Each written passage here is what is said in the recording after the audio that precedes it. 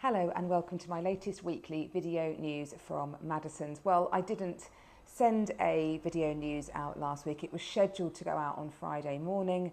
I was waiting to see what Liz Truss was going to do. And of course, we had the very sad news on Thursday. So I stopped it completely. It just didn't feel appropriate for it to go out without any reference to obviously the sad events that happened on Thursday. So this Monday has been declared a bank holiday. We at Madison's will be closed. I think it's right that we have the opportunity to pay our respects for my staff as well, and back open on Tuesday. And obviously deepest condolences to the family yeah, very, very sad times. But what did happen last week and what got overshadowed was, of course, Liz Truss being announced as the top job. And one of the things she'd promised she would sort out very, very quickly was rising energy bills. So on Thursday, she announced that cap to rising energy bills, the average 2,500. They were set to go up with the lifting of the October cap that had been on from about £1,900 to just over £3,500 per annum for an average household. A huge increase. And that is obviously all helping to fuel the inflation that we're seeing with what's going on with Russia and Ukraine. There's enormous pressure being put on gas and oil supplies, and that is causing much of those rising energy costs. She isn't going to pay for those subsidisation of bills by the government from a windfall tax on the oil and gas companies like BP, Shell and Centrica. They've just announced record profits again, so controversial, but she's not gone to them for a windfall tax to pay for this. It's going to cost about £150 billion to sustain this energy cap. That's more than much of the financial support that was given during the pandemic, to put that into context for you. So let's see what happens with that. I think something probably does need to be done. But as you'd expect, coming in, she's had a shuffle up of her cabinet, and we have a new housing secretary. It was Greg Clark, our dear MP here from Tunbridge Wells, had the job for 2 months, but got replaced by Simon Clark. Sorry, I had to look at my notes then, all the Clarks coming at me. Simon Clark, young member of Parliament, second youngest in the Cabinet, 37 years old. He's had some really good jobs in the past, Exchequer to the Chancellor, and is excited to be back in the role.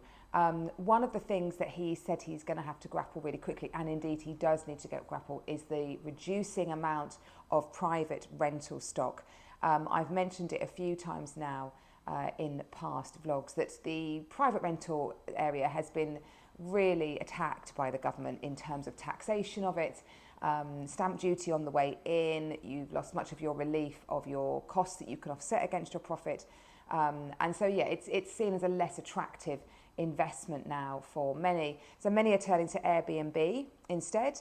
There's no regulation around that. You can do that. And indeed, Eddie Hughes, who was the Member of Parliament who was pushing for the Renters Reform Bill, what he wanted to push was the abolishment of a Section 21 notice. A Section 21 notice is what's called a no-fault eviction. So it's a landlord wanting to get their property back and evicting a tenant. So the tenant will have done nothing wrong. They haven't gone into arrears on their rent or anything like that. They just want their property back. And Eddie Hughes wanted to abolish that. That was making many landlords nervous, and they were offloading their rental stock now instead of being trapped into a property that they wanted to sell later on but perhaps couldn't.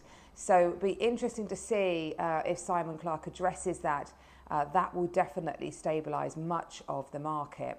But buy-to-let investments have been a great investment historically. So a really interesting piece of research came out that showed that 1 in 10 people approaching retirement now will use their investment properties as their main source of their retirement income. And that rises to 1 in 5 for people who are self-employed. And it's probably that generation of people who really saw the benefit of investing in property back 30 years ago. Property was quite cheap. Being a landlord wasn't a common thing. Most people were homeowners. So the rise, therefore, of people buying property as an investment happened, and they are now approaching retirement age. Those portfolios will be very pregnant with gains, capital gains, so they won't be wanting to dispose of them, sell them, because the tax bill would be huge. capital gains tax gets wiped out when you die. It gets replaced by inheritance tax instead. So they're probably looking at it as a great investment to hold, to give them really good income through retirement. And of course, they've got a nice asset there that they can pass on to their estate. So yeah, investment properties have been a great source of investment. Let's hope Simon Clarke grapples with making the private rental sector more attractive to get into landlords, and that will improve our stock levels.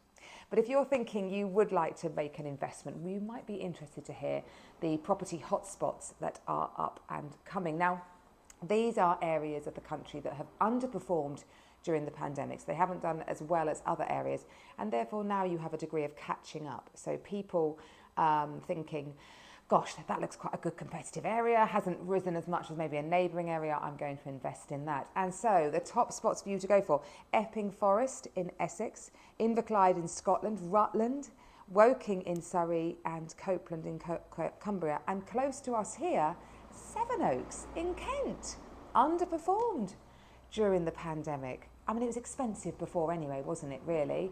And seen as a really good commuter town. So maybe that's why people didn't have to go up to the city so much. But yes, Sevenoaks could be a good source of an investment.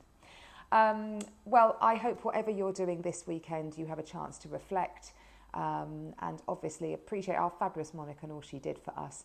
I will look forward to seeing you next week, and have a good week in the meantime. Bye-bye.